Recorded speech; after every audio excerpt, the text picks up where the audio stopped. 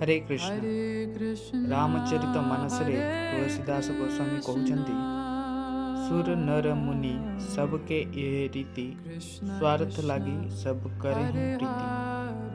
देवता मनीष एवं साधु सन्त माने केवल स्वार्थपरता कारण ही समस्त को भल पाई था। दुई प्रकार स्वार्थपरता रही। प्रथम अन्यर उपकार करी निजर स्वार्थ पूरण करने, द्वितीय अन्य मानंकु क्षति पहुँचाई निजर स्वार्थ पूरण करिबा। कहा जाए साधु सन्त मानकर स्वार्थ पूरण उच्च श्रेणीर अटे एवं साधारण मनुष्यर स्वार्थ पूरण निकृष्ट श्रेणीर अटे।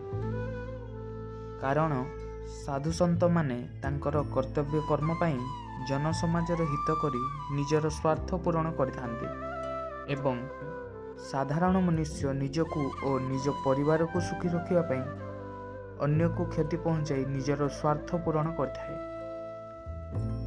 किए अन्यर क्षति पहुँचाई निजर सुख खोजे से मूर्ख निज पाई दुखर मंजी बुणे।